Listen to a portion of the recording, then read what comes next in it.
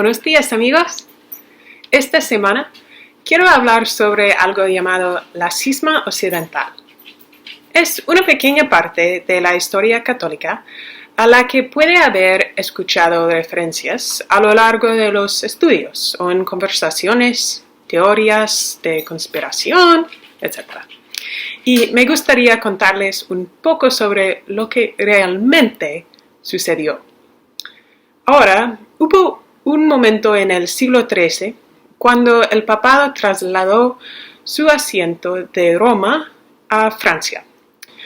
Sucedían muchas cosas en Roma que no era exactamente el lugar más seguro para estar. Y el papado sintió que estaban siendo presionados en Roma y que sería más ventajoso y que sería más fácil gobernar la Iglesia sin demasiada interferencia de Francia. Entonces, se mudaron a Aviñón. Bueno, como sucedería, también comenzaron a ser fuertemente influenciados en Francia. Entonces, en 1377, el Papa Gregorio XI decidió que era hora de trasladar el papado a Roma. Pues todo es completamente legítimo. No tiene que sacudir ningún tipo de confianza en el papado. El papado no está vinculado a los límites geográficos de la ciudad de Roma, aunque el Papa es el obispo de Roma. Al regresar a Roma, Gregorio XI esperaba que liberara a la Iglesia de la influencia del rey francés y de los obispos y cardenales franceses que, en este punto, eran más obedientes al rey que al Papa. Poco después de llegar a Roma, Gregorio XI murió, por lo que era hora de elegir un nuevo papa.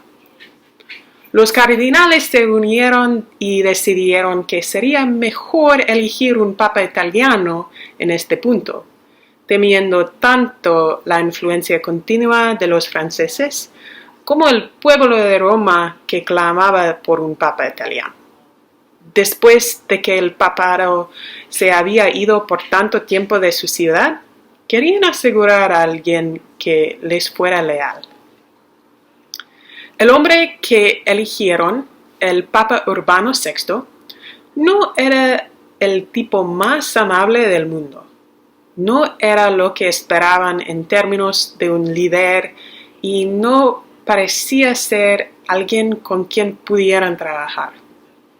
Era conocido por su temperamento feroz y su desagrado general, por lo que, alejando que habían sido influenciados injustamente por el pueblo de Roma, los cardenales volvieron, juntos esta vez en Francia, y decidieron elegir a alguien más.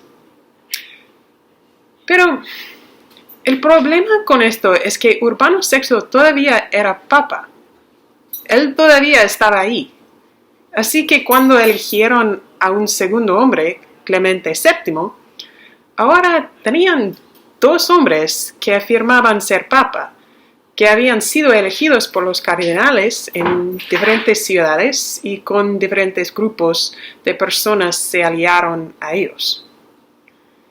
Ninguno de los dos hombres quería renunciar. Ambos sintieron que habían sido elegidos de manera justa. Y a medida que pasó el tiempo, ambos hombres murieron y los nuevos fueron elegidos en su lugar. Sin embargo, no puede tener dos papas, ¿verdad? Solo podemos tener un papa. Entonces, ¿cuál fue el verdadero papa?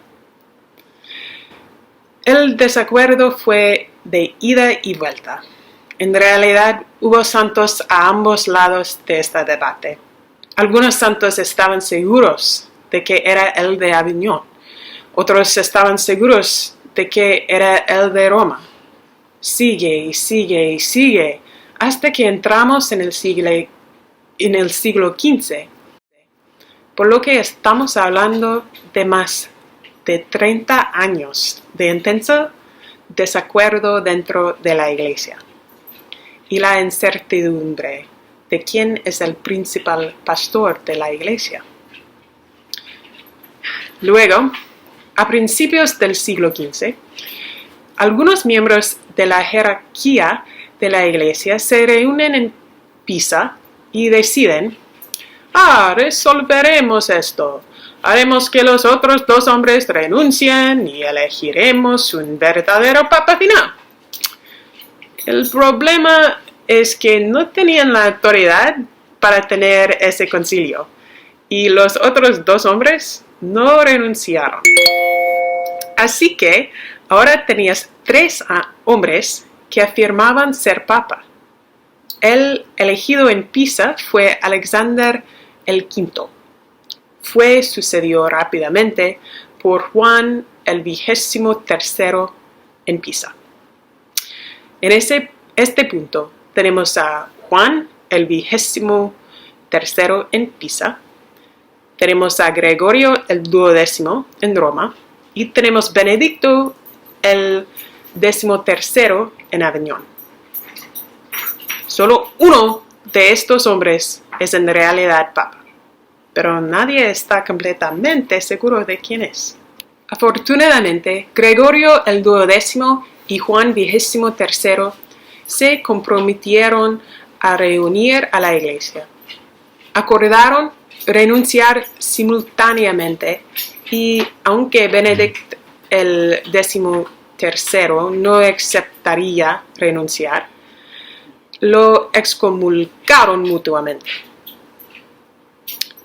Por lo que nos quedemos sin papa, que es exactamente donde necesitábamos estar. Los cardenales se reunieron en Roma y eligieron legítimamente un papa final, Martín el V. A partir de ahí, la iglesia pudo avanzar reunida bajo un solo pastor. Ahora, muchas personas hablan de este momento en la historia como cuando tuvimos dos papas o cuando tuvimos tres papas. Y eso simplemente no es cierto. Siempre solo puedes tener un papa. El papa es elegido cuando el papa anterior muere o renuncia. Y una vez que es elegido, no puede deshacerse de él. El papa hasta que muere o renuncia, por lo que, aunque no les haya gustado Urbano VI, él era papa, por lo que cuando eligieron a Clemente, no lo fue. Por lo tanto, todos los elegidos en la línea de Aviñón a partir de entonces no fueran un papa legítimo. Los de Roma lo fueran. No porque estuvieran en Roma, sino porque habían sido elegidos legítimamente en la muerte o la renuncia del papa antes. La renuncia es una cosa muy rara en nuestra iglesia. Los historiadores no están de acuerdo sobre cuántos papas han renunciado a lo largo de la historia, pero sabemos de al menos 3 o 4 que fueron casos bastante claros. Como saben, el Papa Benedicto renunció en 2013 y eso fue enorme. La iglesia se vio sacudida por eso, porque no había sucedido desde Gregorio el XII, terminando el cisma occidental.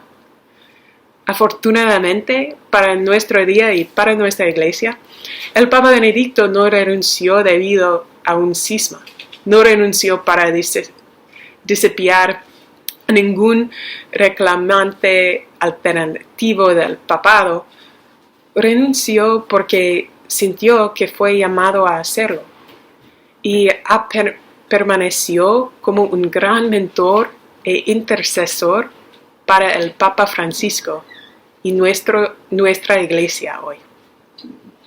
Podemos estar agradecidos con él por eso. y estar agradecidos con Dios por proteger a nuestra iglesia a lo largo de toda nuestra loca historia, de los altibajos, la fragilidad humana y las victorias santas que hemos experimentado juntos.